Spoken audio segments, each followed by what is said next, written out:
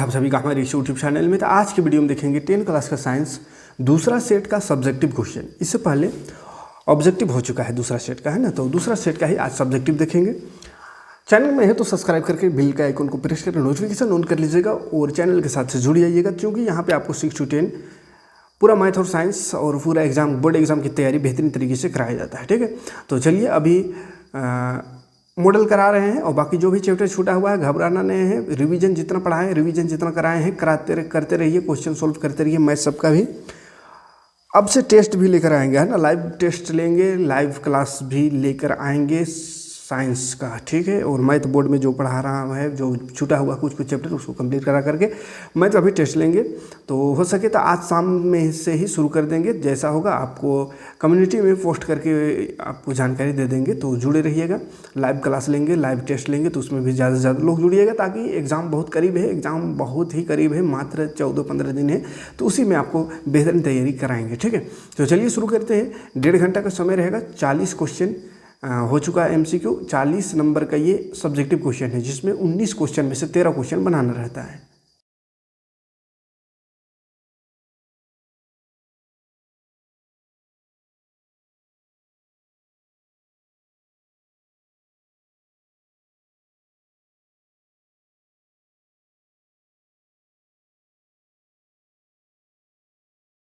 Group में 7 question रहेगा, 7 में 5 बनाना है और पाँचों 2-2 नंबर का रहेगा। ठीक है, या तो 5 दूनी यानी कि 10 नंबर। तो देखिए पहला क्वेश्चन है, चुंबक की क्षेत्र रेखाएं क्या होती है। तो चुंबक क्षेत्र रेखाएं वे पथ है जिन पर स्वतंत्र चुंबक उत्तरी ध्रुव गमन करता है, उत्तर ध्रुव पर गमन करता है। वे बंद वक्र है जिसके किसी बिंदु पर खींची गई स्पर्श रेखा उस बिंदु पर चुंबकीय क्षेत्र की तीव्रता की दिशा को निरूपित करती है। इस तरह से आंसर इसका देना है, चुंबक क्षेत्र रेखा। फिर क्वेश्चन कह रहा है दूसरा नंबर, यदि कोई वस्तु अवतल दर्पण के सम्मुख ध्रुव तथा फोकस के बीच रखा जाए, ध्रुव और फोकस के बीच रखा जाए, C और F के बीच कोई वस्तु को रखा जाए। अच्छा, ध्रुव बोला है, ध्रुव यानी ये ध्रुव और F के बीच, है ना, ध्रुव मतलब ये दर्पण का ध्रुव और फोकस दूरी के बीच, यहाँ पे B, A और B देखिए ये वस्तु है। वस्तु को रखा जाए तो इसका प्रतिबिंब कैसा बनेगा। तो चैप्टर पढ़ा है उसमें बहुत ही बेहतरीन तरीके से ये सब चीज़ को समझाएं। ठीक है, एक किरण सेंटर से जाता है, जो सेंटर से पास होता है, और एक फोकस से, तो ये जो समांतर आता है वो फोकस से पास होता है, तो ये इधर कटेगा, दर्पण के पीछे मिलेगा। ठीक है, तो चैप्टर पढ़ाने समय ये सबको समझाएं बढ़िया से, देख लीजिएगा, समझ लीजिएगा। आघात वर्धनीयता क्या है, ये बहुत इंपॉर्टेंट क्वेश्चन है। ये बायोलॉजी का केमिस्ट्री का क्वेश्चन आ गया है ना। तो आघात वर्धनीयता क्या होता है, तो धातु को पीटने से वो पतला चादर के रूप में परिवर्तित हो जाता है। तो ये जो पतला बन जाता है, चादर के रूप ले लेता है, उसी को आघात वर्धनीयता कहते हैं, इसी गुण को, है ना। तो धातुओं को हथौड़े से पीट कर चादर बनाई जा सकती है। धातुओं के इस गुण को आघात वर्धनीयता कहते हैं, जैसे सोना, चांदी, लोहा, सब कुछ। ठीक, मतलब धातु इतना है। मेंडलीफ ने अपनी आवर्त सारणी तैयार करने के लिए कौन सा मापदंड अपनाया। तो तत्व को उनके बढ़ते हुए परमाणु द्रव्यमान के क्रम में सजाया, बढ़ते हुए परमाणु द्रव्यमान के क्रम में सजाया तत्व को। और दूसरा जो इन्होंने किया, समान गुण वाले तत्वों को एक समूह में रखने का प्रयास किया। तीसरा, तत्वों के हाइड्रोजन एवं ऑक्साइडों के गुण अनुसूत्रों को एक आधारभूत गुण मानकर तत्वों का वर्गीकरण किया इसने। ठीक, मैंने बायोलॉजी से क्वेश्चन है, हमारे आमाशय में अम्ल की भूमिका क्या है। तो आमाशय में पाए जाने वाले एंजाइम भोजन का पाचन अम्लीय माध्यम में करता है, तो उसको भोजन को अम्लीय बना देता है, जो HCl होता है हमारे आमाशय में। आमाशय में अम्ल भोजन को अम्लीय बनाता है ताकि जठर रस में पाए जाने वाले एंजाइम उसे पचा सके। तो जठर रस में जो एंजाइम पाया जाता है वो एंजाइम अम्लीय चीज़ को सिर्फ पचा सकता है, तो इसीलिए आमाशय पहले ही भोजन को अम्लीय बना देता है। आमाशय में क्या HCl होता है, जो कि अम्लीय बना देता है भोजन को, ताकि वहाँ का जो एंजाइम है जठर रस का, वो उस भोजन को पचा पाए। यह भोजन में उपस्थित जीवाणुओं को भी नष्ट कर देता है। ये अम्ल क्या करता है, जीवाणुओं को नष्ट कर देता है, कीटाणुओं को मार देता है। अगला क्वेश्चन बायोलॉजी से ही, उत्पादक अपने ऊर्जा के लिए किस पर निर्भर होता है। तो उत्पादक जो है अपनी ऊर्जा के लिए प्रकाश, जल और कार्बन डाइऑक्साइड पर निर्भर होता है। यही तीनों को मिला करके और भोजन बनाता है, और जिससे ऊर्जा मिलती है। मानव विरीचने का कार्य क्या है, कोई 2 कार्य लिखे। तो विरीचने का कार्य शुक्राणु का उत्पादन करना है, और जनन हार्मोन का संश्लेषण एवं स्रवण करना, यह मानव विरीचने का काम है। ठीक है, ये नर जनन तंत्र क्वेश्चन। नेक्स्ट समूह में आवेंगे, नेक्स्ट ग्रुप में आवेंगे, 3 मार्क्स का क्वेश्चन यहाँ पे देखने को मिलेगा। 7 क्वेश्चन यहाँ भी रहेगा, जिसमें से आपको मात्र 5 क्वेश्चन करना है। ठीक है। तो देखिए पहला क्वेश्चन है निकट दृष्टि दोष और दीर्घ दृष्टि दोष में क्या अंतर है। तो निकट में देखिए क्या लिखिएगा, नेत्र लेंस की फोकस दूरी कम हो जाता है, नेत्र लेंस की फोकस दूरी इसमें अधिक हो जाता है दीर्घ दृष्टि में। निकट दृष्टि में इस दोष के कारण प्रतिबिंब रेटिना के आगे बनता है और दीर्घ दृष्टि दोष में रेटिना के पीछे बनता है, ठीक है।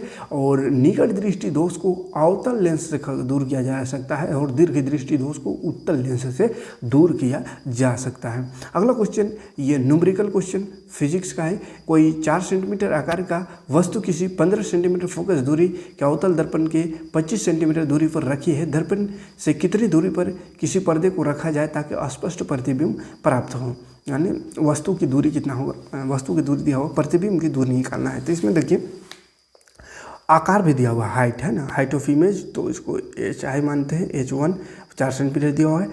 U वस्तु की दूरी को U से लिखते हैं तो U दिया हुआ है, वस्तु की दूरी को माइनस में लिखते हैं तो -25 सेंटीमीटर। फोकस दूरी दिया हुआ -15 सेंटीमीटर हो जाएगा फोकस दूरी। और भी निकालना यानी प्रतिबिंब की दूरी, और H2 निकालना यानी प्रतिबिंब की हाइट, ठीक है। तो दर्पण सूत्र लगा देना है 1/f 1/v plus 1/u is equal to 1/f, ये दर्पण सूत्र, और वैल्यू पुट कर देना है। 1/v निकालना है तो छोड़ देना है, 1/f 1/u माइनस आ जाएगा, इधर आकर माइनस में हो जाएगा, तो 1/f f है 15 माइनस में, फिर माइनस 1/u, u है 25, तो माइनस 25 माइनस प्लस वो हो जाएगा। इसका एलसीएम निकाल करके जोड़ेंगे घटाएंगे तो देखो -5 + 3 इस तरह से, और घटा करके -2/75 आएगा, ठीक है। तो -2/75 को पलट देंगे भी निकालने के लिए, तो 75/2 यानी 37.5 हो जाएगा। फिर इसको आवर्धन का फॉर्मूला m बराबर होता है -v/u, तो -v/u वाला फॉर्मूला लगा करके और यहाँ से m निकालेंगे, m आ जाएगा -3/2। तब height of image by height of object होता है H2/H1। तो इस फार्मूला को लगा करके हाइट निकाल देना है, ठीक है। तो इसको खैर न्यूमेरिकल वाला जितना भी क्वेश्चन है उसको एक बार इसको डायरेक्ट ऐसे मोबाइल में बेहतरीन तरीके से नहीं समझ में आता होगा, इसको डायरेक्ट जितना भी न्यूमेरिकल है उसको 1 2 3 जितना वीडियो हो सके लास्ट में बोर्ड में बढ़िया से समझा देंगे, ठीक है। न्यूमेरिकल वाला घबराना नहीं इसके लिए। अगला क्वेश्चन है देखिए, जब लोहे के कील को कॉपर सल्फेट के विलयन में डुबोया जाता है तो विलयन का रंग क्यों बदल जाता है। तो लोहे के कील को कॉपर सल्फेट के विलयन से कॉपर को विस्थापित कर देता है। लोहे का कील जो होता है वो कॉपर सल्फेट के विलयन से कॉपर को विस्थापित मतलब क्या होता है, लात मार के भगा देता है, ठीक है। और आयरन सल्फेट बनाता है। आयरन सल्फेट बनने के कारण कॉपर सल्फेट का गहरा नीला रंग मलिन हो जाता है और हल्के हरे रंग में बदल जाता है, ठीक है। इस तरह से अभिक्रिया होता है कॉपर सल्फेट प्लस Fe क्या करता है, आता है और कॉपर सल्फेट को लात मार के भगाता है और SO4 के साथ सेट हो जाता है, ठीक है।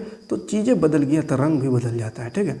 मार दिया तो लाल हुआ ना, थोड़ा तो गाल लाल हो जाता है, मैंने रंग बदल जाता है। मेंडलीव का आवर्त सारणी की 2 उपलब्धियाँ यानी अच्छाइयाँ और 2 विसंगतियाँ यानी गलतियों को बताना है। तो मेंडलीव का जो आवर्त सारणी था उसका सबसे पहले उपलब्धि देखते थे। समान गुण वाले तत्वों के एक समूह में रखा, अध्ययन की सुविधा दिया, नए नए तत्वों की खोज, ये 3 चीज़ ठीक है। अब इसका जो है विसंगति यानी कमी क्या क्या है, तो हाइड्रोजन की अनिश्चित स्थान, हाइड्रोजन को सही स्थान नहीं मिला था, ये कमी था। समस्थानिकों के लिए कोई स्थान नहीं था, ये दूसरा कमी था। तीसरा परमाणु द्रव्यमान के क्रम में अतिक्रमण, तो परमाणु द्रव्यमान के हिसाब से रखा गया था, ये एक कमी था। समजात श्रेणी किसे कहते हैं, उदाहरण देना है। तो देखिए कार्बन यौगिक के वह श्रेणी, समजात अंग नहीं हुआ, समजात बायोलॉजी वाला चमगादड़ वाला, और इस समजातीय श्रेणी है केमिस्ट्री है ना। तो कार्बन यौगिक से चैप्टर से है ना। तो कार्बनिक यौगिक का वह श्रेणी जिसके सभी सदस्य में एक ही प्रकार्यात्मक समूह रहता है और जिसकी किसी भी 2 क्रमागत सदस्यों के आणविक सूत्रों के बीच सदा CH2 का अंतर रहता है, उसे समजात श्रेणी कहते हैं। मैंने एक जैसा एक जात का श्रेणी, ठीक है। जैसे CH4 तथा C2H6 CH2 का अंतर में अंतर है, बोल रहा अंतर है। अच्छा चलिए, CH3OH ये हो गया जैसे मेथेनॉल, ये एथेनॉल है ना। ये दोनों क्या है, एक समूह है, दोनों अल्कोहल है। देखिए यहाँ भी OH वहाँ भी OH, तो दोनों क्या है, समजात श्रेणी है।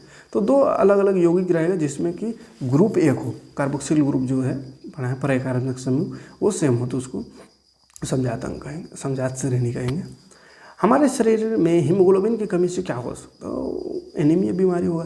तो हीमोग्लोबिन लाल रंग का रंजक है जो रुधिर में उपस्थित होता है। इसकी कमी से ऑक्सीजन और कार्बन डाइऑक्साइड का परिवहन प्रभावित होता है ना, क्योंकि हीमोग्लोबिन कम हो गया तो हीमोग्लोबिन ब्लड ऑक्सीजन को ले जाता है, कार्बन डाइऑक्साइड लाता है। वो अगर कम हो गया तो ऑक्सीजन और कार्बन डाइऑक्साइड का परिवहन गड़बड़ा जाएगा, यानी ऑक्सीजन की कमी हो जाएगा। हीमोग्लोबिन फेफड़ों से ऑक्सीजन प्राप्त कर उसे पूरे शरीर में पहुंचाता है। यदि हीमोग्लोबिन की मात्रा कम हो जाएगी तो शरीर के विभिन्न भागों में ऑक्सीजन की आवश्यक मात्रा नहीं पहुँच सकती।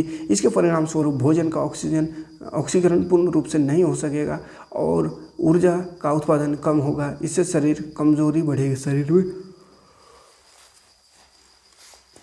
और बीमार पड़ जाइएगा। ऊर्जा का उत्तम स्रोत किसे कहते हैं? देखिए, या ऊर्जा का आदर्श स्रोत का क्या गुण है? तो देखिए इसका आंसर क्या हो जाएगा? प्रति एकांक द्रव्यमान अथवा प्रति एकांक द्रव्यमान या आयतन जहाँ अधिक कार्य करे, माने कम चीज़ में ज़्यादा ऊर्जा मिले। भंडारण और परिवहन, ले जाना और रखने में आसानी हो तो वो अच्छा ऊर्जा है। सरलता से सुलभ, आसानी से मिल जाए, है ना, मिलना चाहिए। सस्ता भी हो, है ना। अब बहुत बढ़िया है लेकिन 1 लाख दाम है तो कौन लेगा भाई? वो खाना पकाने के लिए 1 लाख का ऊर्जा तो सस्ता भी होनी चाहिए। खासकर भारत के लोग को तो सस्ता चाहिए सब चीज़। अब आते हैं दीर्घ उत्तरी लास्ट ग्रुप, जिसमें 5 क्वेश्चन रहेगा। 5 में आपको 3 बनाना है 5 नंबर का, 5 दिया 15 नंबर यहाँ से। श्रेणी क्रम संयोजन को परिभाषित करें। एक विद्युत परिपथ में 3 प्रतिरोधक जिसके प्रतिरोध R1 R2 R3 है, तो मतलब श्रेणी क्रम वाला यहाँ पर पूरा विस्तार से लिखना है, ठीक है। तो जब पहले प्रतिरोध का दूसरे छोर के पहले छोर से तथा दूसरे प्रतिरोध का दूसरे छोर को तीसरे के पहले छोर से जोड़ा जाता है तो इस प्रकार के संयोजन को श्रेणी क्रम संयोजन। देखिए ध्यान से समझिएगा, है ना, ये बड़ा कंफ्यूज हो जाता है। ध्यान से देखिए, चित्र से समझा रहे हैं। जब पहला प्रतिरोध के दूसरे छोर को दूसरा का पहला छोर से तथा दूसरे प्रतिरोध के दूसरे छोर को तीसरे प्रतिरोध का पहला छोर से जोड़ा जाता है तो इस प्रकार के संयोजन को श्रेणी क्रम संयोजन कहते हैं। क्लियर है? ये पहला छोर हो गया, इधर दूसरा छोर, ये पहला ये दूसरा, ये पहला ये दूसरा। तो देखो, पहला प्रतिरोध का दूसरा छोर को दूसरा का पहला से जोड़ा जाएगा, फिर दूसरा का दूसरा को तीसरा का पहला से जोड़ा जाता है तो इस प्रकार के संयोजन को श्रेणी क्रम संयोजन कहते हैं, ठीक है। तो R1 R2 R3 V1 V2 V3 इस तरह से यहाँ पे रहेगा। जिसका सूत्र कैसे बनेगा? देखिए, ओम का नियम से देखेंगे तो V1 = IR1, 3 गो है इसलिए, V2 = IR2, V3 = IR3, 3 गो है। तीनों को जोड़ देना है तो तीनों को जोड़ेंगे तो V1 + V2 + V3, इधर IR1 + IR2 + IR3, I तीनों में है तो कॉमन निकाल देता। I से I कटेगा, I से I कटेगा, I अच्छा कॉमन निकाल दूंगा। लिए अभी I कॉमन निकाल दिया, उस पर V1 + V2 + V3 की जगह V लिख देना है। अब V = IR होता है तो इधर देखो IR, उधर I × R1 + R2 + R3, तो I से I कटेगा तो R × R1 + R2 + R3 हो जाएगा, ठीक है। विद्युत जनित्र यानी कि जिसको जनरेटर कहते हैं, यह किस सिद्धांत पर कार्य करता है और इसकी बनावट और कार्यविधि बताना है। तो प्रत्यावर्ती धारा जनित्र डायनोमो एक विद्युत उपकरण है जो यांत्रिक ऊर्जा को विद्युत ऊर्जा में बदल देता है, ठीक है।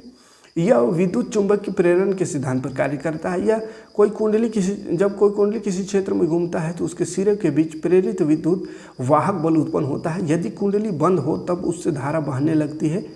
इस धारा को प्रेरित धारा कहते हैं। इस प्रेरित धारा की दिशा फ्लेमिंग के दाएं हाथ के नियम के आधार पर निर्धारित की जाती है।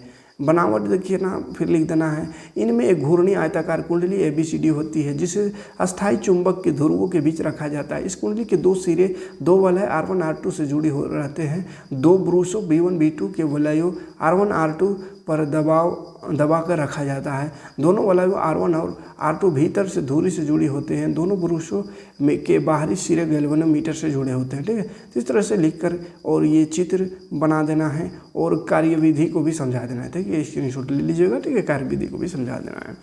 अब फिर से अगला क्वेश्चन आएंगे 17 नंबर क्वेश्चन में। तो ये समीकरण को संतुलित करने का 5 क्वेश्चन रहेगा जिसमें से आपको संतुलित करके दिखाना है। 5 नंबर आपको यहाँ से मिलेगा, ठीक है। तो ये संतुलित कर लीजिएगा और उसके बाद आएंगे तो बायोलॉजी में पहुंच जाएंगे। पोषण को परिभाषित करें, एक क्वेश्चन है तो पोषण को और अमीबा का पोषण को बताना है। तो पोषण क्या है उसको लिख करके और अमीबा का बहुत ही आसानी तरीका, आसान पोषण विधि है। तो इस पोषण विधि को पूरा समझा देना है, ठीक है। और लास्ट क्वेश्चन में अनुवांशिकी की परिभाषा, अनुवांशिकता क्या होता है, पूरा परिभाषा इस तरह से यहाँ देख लीजिए, स्क्रीनशॉट ले लीजिएगा, ठीक है, और आप इसे याद कर लीजिएगा। क्लियर है। तो ये बहुत ही इंपॉर्टेंट क्वेश्चन सेट 2 का।